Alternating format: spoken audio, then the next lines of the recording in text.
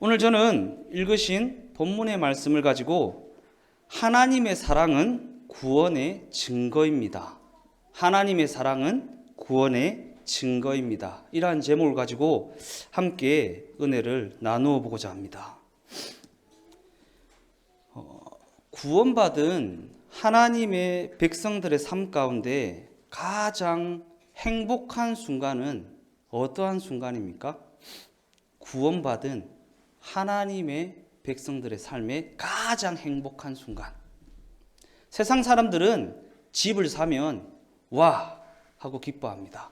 차를 사면 와, 내 차 좋다 하고 기뻐하고, 성공하고 좋은 직장에 들어가고 좋은 대학에 들어가면 기뻐 뛰며 그 기쁨을 표현합니다. 그러나 구원받은 하나님의 백성들은 그러한 것이 기쁨이 되지 못합니다. 왜냐하면 이 땅에서의 삶은 잠깐 머무르다가 영원한 본향으로 돌아가는 인생이 바로 우리 구원받은 하나님의 백성들의 삶이기 때문입니다. 그러기에 구원받은 하나님의 백성들에게 있어서 가장 행복한 순간은 하나님의 뜻을 알게 되는 순간이고, 하나님의 그 섭리를 깨닫게 되는 순간입니다. 우리가 고통을 당하거나 어려움을 당할 때가 되면 하나님 앞에 기도합니다. 하나님, 이 고통에서 벗어나게 해주십시오. 이 문제 좀 해결해 주십시오. 그렇게 기도할 때가 많이 있습니다.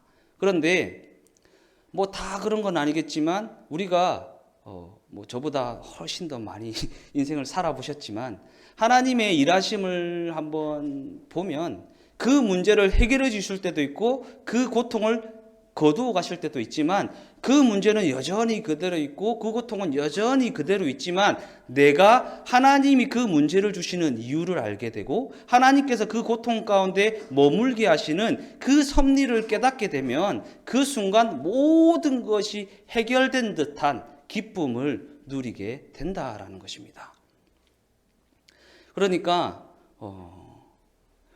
제가 군대에서 간부 생활을 했는데, 간부 생활 할 때 보면 이제 병사들한테 지시를 합니다.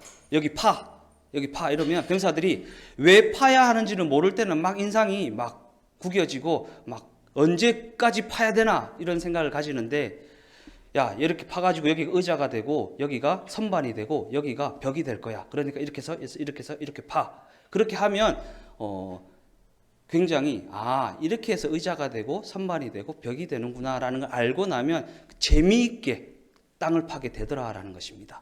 우리가 이 땅에서 삶이 천국이 아니잖아요. 힘들고 어렵고 또 고통 가운데 살아가는데 하나님이 왜 고통 가운데 거하게 하셨는가, 왜 이러한 어려움을 주시는가라는 것을 깨닫게 되면 그 모든 순간을 우리가 기쁨으로 감당할 수 있는 힘을 얻게 된다라는 것입니다.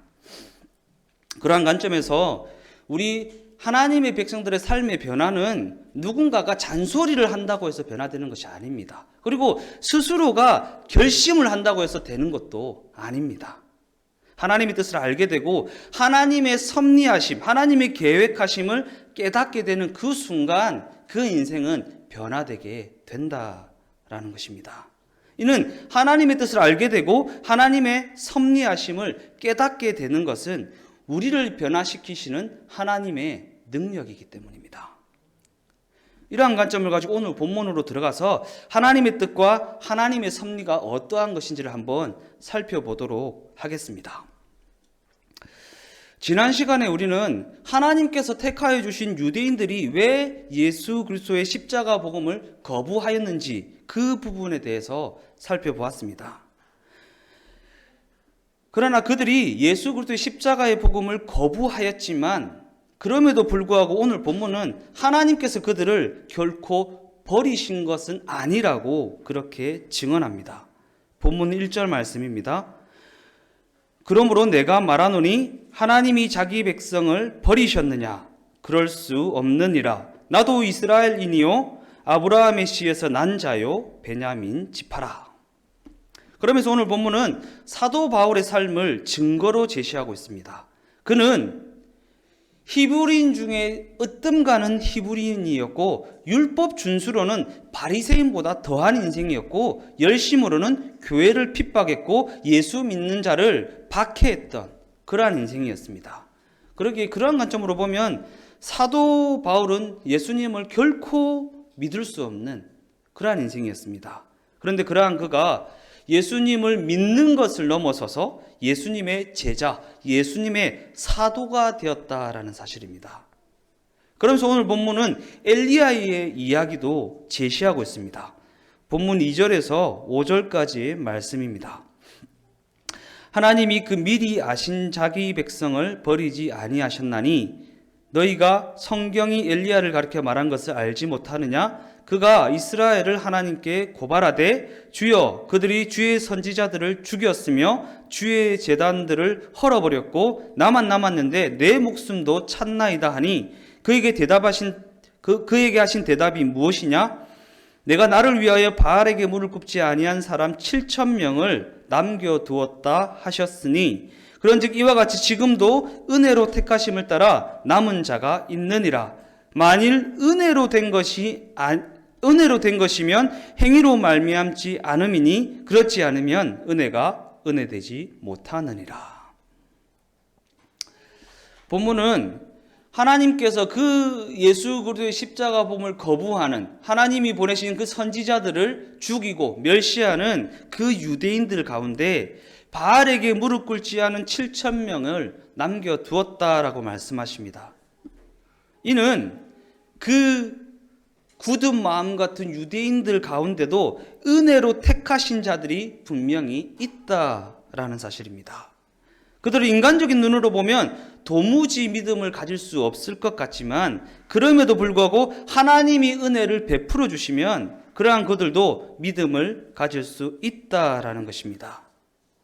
그러면서 사도 바울은 나를 보면 알 수 있지 않느냐라고 말하면서 내 삶을 보라고, 그렇게 교회를 핍박했고 교회를 멸시했던 내가 예수님의 제자가 되어 있지 않느냐. 멀리서 찾을 필요도 없습니다. 우리가 자신 스스로를 보아도 그렇게 완악했던, 그렇게 죄악됐던 내가 하나님의 은혜로 말미암아 믿어 예수님의 제자가 되게 되었다, 하나님의 백성이 되게 되었다라는 사실만 보아도 하나님의 은혜가 얼마나 능력이 있는지를 알 수가 있는 것입니다. 본문 25절에서 27절까지의 말씀을 다 같이 한번 읽어보겠습니다. 형제들아, 너희가 스스로 지혜 있다 하면서 이 신비를 너희가 모르기를 내가 원하지 아니하노니 이 신비는 이방인의 충만한 수가 들어오기까지 이스라엘의 더러는 우둔하게 된 것이라. 그리하여 온 이스라엘이 구원을 받으리라.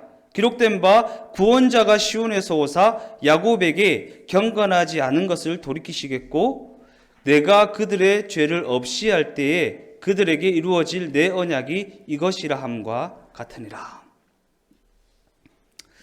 본문을 보면 유대인 중에 일부의 사람들이 마음이 굳어져서 우둔하여지겠지만, 그래서 절대 복음을 받아들이지 않겠지만, 이는 이방인의 수가 찰 때까지라고 하는 하나님의 계획과 하나님의 섭리 가운데 있는 일이라는 것입니다.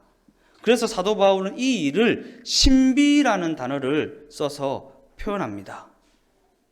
이게 왜 신비인지는 뒤로 가면 더 알 수가 있습니다. 그러면서 온 이스라엘이 결국에는 다 구원에 이르게 될 것인데, 이는 하나님께서 택하신 이방인들이 그 수가 차게 되면 유대인들 또한 복음을 받아들이게 되는 신비한 일을 하나님께서 계획하셨고 하나님께서 섭리해 놓으셨다라는 것입니다. 그런 관점에서 보면 오늘 본문 말씀은 우리 모두에게도 엄청난 의미를 주는 그러한 말씀입니다. 왜냐하면 이 말씀은 단순히 유대인들이 구원받을 것이다, 유대인들도 구원에 이르게 될 것이다 라고 하는 그러한 유대인들만을 향한 예언의 말씀이 아니라 오늘 본문이 집중하고 있는 이방인의 충만한 수가 들어오기까지라는 이 개념은 우리에게도 엄청난 의미를 주는 메시지이기 때문입니다. 그래서 너무나 중요한 개념이라는 것입니다. 왜 중요합니까? 이는 이 세상 종말에 대한 이야기이기 때문입니다. 그러한 관점에서 예수님께서도 이러한 관점으로 이렇게 말씀하셨습니다. 누가복음 21장 24절 말씀을 보면 그들이 칼날의 죽임을 당하며 모든 이방에 사로잡혀 가겠고 예루살렘은 이방인의 때가 차기까지 이방인들에게 밟히리라. 좀 무시무시한 말씀이지 않습니까? 근데 이 말씀은 예수님 후 주후 70년에 로마의 디도 장군에 의해서 예루살렘이 멸망하게 되었고 예루살렘이 멸망하게 되면서 실제로 이루어졌습니다. 그리고 이 말씀이 성취되면서부터 이방인의 때가 시작되게 되는 것입니다. 유대인들은 예수 그리스도의 복음의 말씀을 거부함으로 말미암아 나라가 망하고 나라가 없어지게 되었지만 복음은 그 일로 통해서 예루살렘을 떠나 안디옥으로, 안디옥에서 로마로, 로마에서 유럽으로, 더 나아가 유럽에서 미국을 거쳐 한국에까지 전 세계에 편만하게 전파되게 되었다라는 것입니다. 그래서 온 민족을 위한 게 되었다라는 것입니다. 이 일이 유대인들은 예수 그리스도를 부인한 것밖에 없지만 이 일로 인해서 우리에게까지 복음이 흘러오게 되었다라는, 이게 하나님의 신비한 섭리입니다. 그리고 이러한 관점에서 이방인의 때가 차기까지라는 이 말씀은 복음의 말씀이 모든 민족에게 전파되기까지라는 그러한 의미를 가진 말씀이라는 것입니다. 그래서 마태복음 24장 14절 말씀은 이렇게 기록하고 있습니다. 이 천국 복음이 모든 민족에게 증거되기 위하여 온 세상에 전파되리니 그제야 끝이 오리라. 성경은 복음의 말씀이 모든 민족에게 증거되는 그 날이 오면 그때가 바로 예수님이 재림하시는 종말의 때라고 너무나도 분명하게 선언하고 있다라는 사실입니다. 그리고 이것이 바로 이방인의 때가 찬다라는 말씀이 가진 의미라는 것입니다. 이 말씀이 기록된 지 벌써 2000년이 지났습니다. 근데 어떤 선교학자는 2020년이 되면 성경이 모든 민족의 언어로 번역될 것이라고 그렇게 예상했습니다. 그런데 지금 우리는 심지어 2021년을 살아가고 있다라는 사실입니다. 우리 어르신들은 잘 모르겠지만 그거 아세요? 원더키디 2020 원더키디라는 만화 영화가 있었는데 제가 어릴 때 접했던 만화 영화인데 2020 원더키디입니다. 예. 2020년이 되면 그렇게 된다라는 만화 영화였는데 벌써 2021년입니다. 이는 진짜 마지막 때가 가까웠다라는 것입니다. 우리가 삶이 어렵다고, 환경이 어렵다고, 여건이 어렵다고, 삶이 팍팍하다고 불평불만할 때가 아니라는 것입니다. 우리가 오늘 찬송했지 않습니까? 어두움 후에 빛이 오며, 가장 어두울 때가 언제입니까? 빛이 오기 직전입니다. 가장 힘들 때가 언제입니까? 우리가 천국 가기 직전입니다. 가장 어려울 때, 가장 힘들 때, 가장 상황이 안 좋을 때가 바로 진짜 여기서 벗어날 때가 되었구나. 예수님이 다시 오실 때가 되었구나. 예수님이 다시 오심으로 말미암아 우리를 해방시켜 주실 때가 되었구나라고 생각하면 되는 것입니다. 그러기에 이는 이 말씀이 매우 가까운 때에 이루어진다라는 것이고 어쩌면 우리는 이 말씀이 이루어지는 것을 눈으로 목도하고 있는지도 모릅니다. 우리 할머니는 벌써 저의 인생의 2배, 3배를 사셨는데 코로나를 경험한 적이 없잖아요. 그잖아요. 한 번도 경험하지 못했던, 한 번도 겪어보지 못했던 삶을 살아가고 있잖아요. 예. 그만큼 예수님의 때가 가까웠다는 증거이고 이단들은 언제, 몇 시, 몇 분에 예수님이 다시 오십니까? 라는 걸 묻지만 성경은 징조를 보여주십니다. 징조를 얘기합니다. 이러이러한 징조가 있으면 예수님의 때가 가까웠다라고 말씀하십니다. 근데 우리가 몇 분 몇 초에 오시는지는 알 수 없으나 성경의 가르침대로 이러이러한 징조가 있는 것 보니까 예수님의 때가 가까웠구나라는 생각을 해볼 수가 있는 것입니다. 어쨌든 이러한 징조가 있고 저러한 징조가 있음에도 불구하고 한 가지 최후의 보루가 남아 있습니다. 무엇입니까? 이스라엘 백성, 곧 유대 민족이 예수님께로 돌아오는 이스라엘의 회복이라는 약속입니다. 본문 31절 말씀을 보면 이와 같이 이 사람들이 순종하지 아니하니 이는 너희에게 베푸시는 긍휼로 이제 그들도 긍휼을 얻게 하려 하심이라. 이스라엘이라는 그 지역에서 선교 사역을 감당하고 있는 많은 선교사님들의 이야기를 들어보면 요사이 유대인들 중에 예수님을 믿는 사람들이 급증하고 있다고 그렇게 하나같이 말씀하십니다. 이는 2000년 전에만 해도 상상조차 할 수 없는 일이었지만 지금은 현실이 되고 있다라는 것입니다. 왜 그렇습니까? 유대인들이 막 이렇게 변한 겁니까? 아니요. 하나님의 말씀이 그렇게 말씀했기 때문입니다. 하나님의 말씀이 그렇게 약속했기 때문입니다. 그래서 하나님의 약속은 이루어지기 때문에 그 약속대로 믿는 유대인들의 수가 급증하고 있는 것입니다. 이러한 관점으로 오늘 본문을 보면 그 핵심 메시지는 하나님의 사랑입니다. 저렇게 하나님을 멸시하고 무시하고 핍박했던 저들도 하나님이 사랑으로 품으시는구나. 그리고 그 사랑의 핵심은 하나님께서 택하신 자들은 반드시 구원하신다라는 메시지입니다. 그럼에도 문제는 누가 하나님께서 택하신 자인가라는 부분입니다. 하나님께서 택하신 자는 반드시 구원을 하시는데 누가 하나님께서 택하신 자인가? 그렇다면 과연 우리는 하나님이 택하신 백성이라고 할 수 있는가가 더 중요한 문제이겠죠. 우리가 왜 교회 다닙니까? 우리가 왜 예수 믿습니까?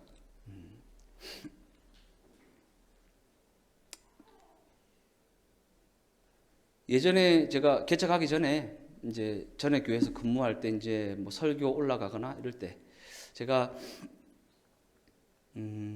이제 그때가 뭐 수능 기도회인가 뭐 그런 때였던 것 같아요. 그래서 막 사람들이 엄청 많이 와서 이제 기도를 할 때고 그런데 그때 금요 철학인가 어쩐가 그때 설교를 한번 했는데 그때 제가 그런 설교를 겁없이 했습니다. 혹시 시험 합격하기 위해서 오셨냐고, 혹시 공무원 시험 합격하고 문제 해결되고 높아지고 성공하려고 오셨냐고.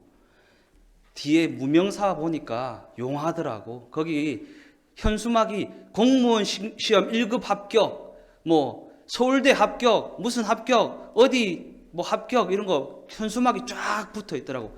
거기 용하니까 거기로 가보시라고. 여기는 하나님을 예배하는 자리고 하나님을 만나는 자리고 하나님의 뜻을 발견하는 자리라고 그렇게 겁없이 설교하고 올라가서 혼났던 적이 있습니다. 네. 우리가 왜 교회 다니는지를 분명히 해야 됩니다. 우리가 치킨집 가서 족발 달라 하면 안 되잖아요. 교회 왔으면 교회에서는 무엇을 얻을 수 있는지를 분명히 알고 교회를 다녀야 됩니다. 이는 우리가 교회를 다니고 있다고 해서 모두가 다 하나님의 택하신 백성이 아니라는 겁니다. 교회 예배당에 와서 앉아 있다고 하나님이 택하신 백성이라고 단언할 수가 없다라는 사실입니다. 스스로에게 하나님이 택하신 백성이라는 분명한 증거가 있어야 한다라는 것입니다.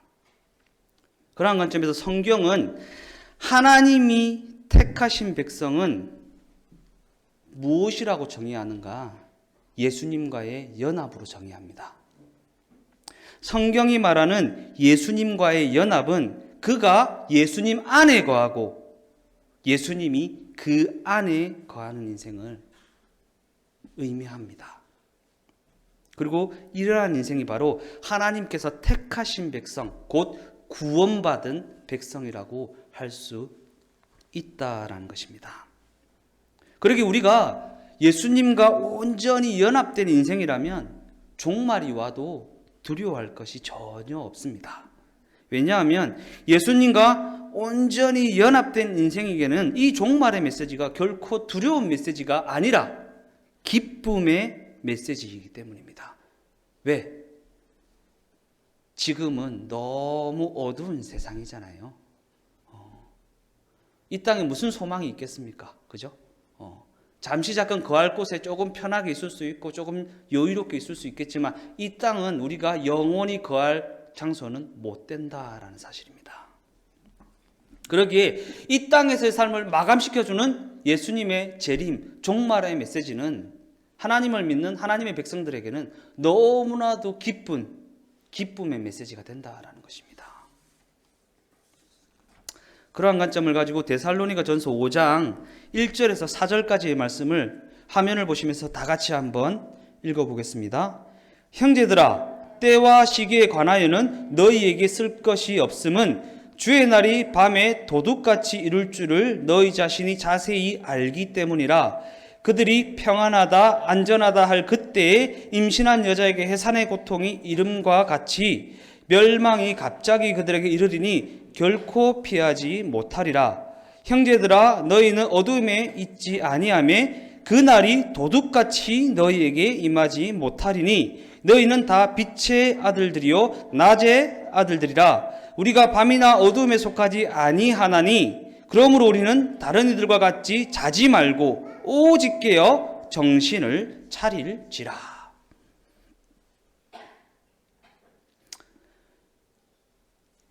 다시 한번 말씀드리지만 성경은 구원받은 하나님의 백성들의 인생을 예수님과 연합된 인생이라고 너무나도 분명하게 정의하고 있습니다. 그러기에 예수님과 연합된 인생은 예수님의 재림이 결코 도둑과 같이 임하지 않습니다. 왜 그렇습니까? 말 그대로 예수님과 연합되어 있기 때문입니다. 항상 예수님과 함께 있기 때문입니다. 예수님과 늘 동행하고 있기 때문입니다. 그러니까 옆에 계신데 어떻게 도둑같이 임하십니까? 예수님이 마지막 때가 도둑같이 임하면 정말 큰일입니다. 그러니까 예수님을 늘 옆에 모시고 있어야 되는 것입니다. 그러한 관점에서 하나님이 택하여 주신 백성은 재림하신 예수님을 만났을 때 결코 낯선 사람 만나듯이 그렇게 어색하지가 않습니다. 예수님이 어색하면 큰일입니다. 예수님은 절대 어색하면 안 됩니다. 예수님을 만났을 때 낯선 사람 만나듯이 어색하면 이는 그 사람이 택함 받은 백성이 아니라는 증거이기 때문입니다. 우리가 예수님 안에 있고 예수님이 우리 안에 거하시는 온전한 연합된 삶이 그만큼 중요하다라는 것입니다. 그러므로 우리는 종말의 때가 가까우면 가까울수록 예수님과 연합된 인생이 되었는지 계속해서 더더욱 점검해 보아야 하는 것입니다. 그 점검의 기준이 있습니다. 요한복음 13장 35절 말씀을 다 같이 한번 읽어보겠습니다. 너희가 서로 사랑하면 이로써 모든 사람이 너희가 내 제자인 줄 알리라. 우리와 제자들의 차별점이 뭡니까? 우리는 예수님과 공생애를 보내지 않았다는 거고 제자들은 예수님과 공생애를 보냈다는 것. 예수님과 함께 지내는 시간이 있었다라는 것입니다. 근데 그러면 예수님 나도 제자 삼아 주시지. 그럼 나도 예수님과 좀 같이 먹고 자고 하고 싶은데 그래서 우리에게 허락하신 말씀입니다. 너희가 서로 사랑하면 이로써 모든 사람이 너희가 내 제자인 줄 알리라. 그러기에 그 인생이 예수님과 연합된 인생인가라는 증거는 바로 사랑입니다. 그러기에 우리는 누가 택함받은 인생인지 누가 택함받지 못한 인생인지 분명히 알 수 있습니다. 무엇을 보고 알 수 있습니까? 서로가 서로를 사랑하고 있는지를 보면 알 수 있는 것입니다. 이는 하나님이 사랑이기 때문이고 그 사람의 삶에 사랑이 없으면 사랑이신 하나님도 없는 것이기 때문에 그 인생은 택함받은 인생이 아니라고 볼 수 있는 것입니다. 그러나 그 삶 가운데 하나님의 사랑으로 충만하면 하나님이 택하신 인생이구나, 그렇게 알 수가 있는 것입니다. 본문으로 돌아와서 본문 21절 말씀을 이렇게 기록합니다. 하나님이 원가지도 아끼지 아니하셨은즉 너도 아끼지 아니하시리라. 유대인들한테 손가락질하면 안 된다라는 것입니다. 유대인들이 그렇게 예수님을 멸시하고 복음을 받아들이지 않았다고 해서 그들을 멸시하면 안 된다라는 것입니다. 결국에는 유대인들도 다 구원하시겠다라고 약속하셨던 것은 우리가 교만한 마음을 품거나 유대인들을 멸시해서는 안 된다라는 말씀입니다. 지금은 복음을 거부하고 있지만 그럼에도 불구하고 그들을 사랑으로 품으라는 것입니다. 유대인들만 품으라는 말이 아닙니다. 우리 주변에 가족, 친지들 중에 유대인들과 같이 굳은 마음이 있는 사람들 얼마나 많이 있습니까? 그들을 사랑으로 품으라는 것입니다. 구원의 뿌리는 유대인들에게서 비롯되었습니다. 이방인된 우리는 원가지가 아니라는 사실을 잊어서는 안 되는 것이고, 우리 모두는 그들에게 접붙임을 받은 가짐을 결코 잊어서는 안 되는 것입니다. 우리에게 자격이 있어서 구원받은 거 아니잖아요. 우리가 실력이 탁월해서 구원받은 것도 아니잖아요. 그냥 접붙여 주신 겁니다. 그러니까 앞서서 말씀드렸던 것처럼 내가 구원을 받았으면 그 누구도 구원에 이를 수 있다라는 그 사실을 잊어서는 안 된다라는 말씀입니다. 로마서 11장 22절 말씀을 다 같이 한번 읽어보겠습니다. 그러므로 하나님의 인자하심과 준언하심을 보라. 넘어지는 자들에게는 준엄하심이 있으니 너희가 만일 하나님의 인자하심에 머물러 있으면 그 인자가 너희에게 있으리라. 그렇지 않으면 너도 지키는 바 되리라. 하나님께서 우리에게 이렇게 어마무시한 경고를 하시는 이유는 그 누구도 판단하거나 그 누구도 정죄해서는 안 된다라는 말씀입니다. 그리고 우리 이방인들은 하나님의 인자하심으로 말미암아 하나님께서 은혜를 베풀어 주심으로 말미암아 구원에 이르게 되었으니 항상 그 은혜 가운데 머물라, 그 은혜를 베푸며 살라라는 것입니다. 우리가 은혜로 구원받았으니까 모든 사람에게 은혜를 베풀어야 할 근거가 우리에게 있다라는 것입니다. 오늘 제목이 무엇입니까? 하나님의 사랑은 구원의 증거입니다. 우리가 사랑을 베풀며 살아야 할 이유가 거기에 있는 것입니다. 사랑을 베푸는 건 세상적인 기준으로 보면 손해보는 것입니다. 내 거를 주는 거니까. 근데 성경은 뭐라고 말합니까? 천국은 마치 이와 같으니 밭에 감추인 보화를 발견한 자와 같아. 밭에 감추인 보화를 발견한 사람은 이 땅에서 사랑을 베풀며 살아가는 게 전혀 아깝지 않습니다. 못 발견했으니까 아까운 겁니다. 천국을 발견한 사람은 이 땅의 사차는 돈, 명예, 권세 다 줘도 전혀 개의치 않습니다. 왜? 천국을 소유했으니까. 근데 천국을 소유하지 못했으니까 돈이 중요한 거고 명예가 중요한 거고 권세가 중요한 것입니다. 왜 세상 사람들이 묻고 뜯고 지지고 볶고 싸우는 것입니까? 천국을 발견하지 못했기 때문입니다. 천국을 발견한 자들은 그런 게 필요가 없거든요. 근데 천국을 발견하지 못했으니까 그런 거라도 있어야 되는 거예요. 하나님의 사랑을 경험한 자로서 그 사랑 안에 거하는 천국을 소유한 자로서 이 땅에서 삶을 살아가게 되시기를 주님의 이름으로 축원드립니다. 결론적으로 말씀을 마무리하겠습니다. 하나님의 택하심을 받은 인생은 예수님과 늘 동행하는 인생입니다. 그래서 우리 교회 표어가 하나님의 말씀이 하나님이 말씀으로 동행하시는 교회. 그리고 예수님과 늘 동행하는 사람은 그 삶 가운데 사랑이라고 하는 성령의 첫 번째 열매를 맺는 인생입니다. 왜 사랑이 성령의 첫 번째 열매일까? 사랑이 있어야 구원이 시작되고 구원이 시작되어야 다른 열매들도 있을 수 있기 때문입니다. 그리고 더 나아가 이러한 성령의 열매를 맺으며 살아가는 것이 바로 종말을 준비하며 살아가는 자들의 삶의 모습이라는 것입니다. 성령의 열매를 맺어야 되는 것입니다. 그래서 히브리서 12장 14절은 이렇게 기록합니다.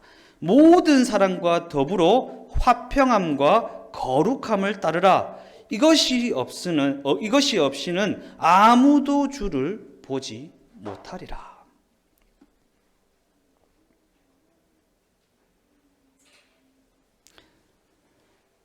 과연 나는 진정으로 품어주고 진정으로 사랑하며 살아가는 인생인가?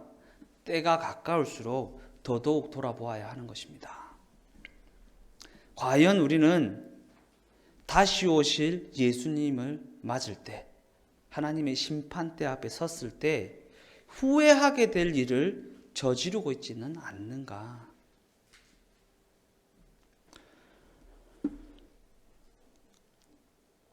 고린도전서 13장 8절 말씀입니다. 사랑은 언제까지나 떨어지지 아니하되 예언도 패하고 방언도 그치고 지식도 패하리라. 사랑이 없이는 아무것도 남는 것이 없다라는 말씀입니다.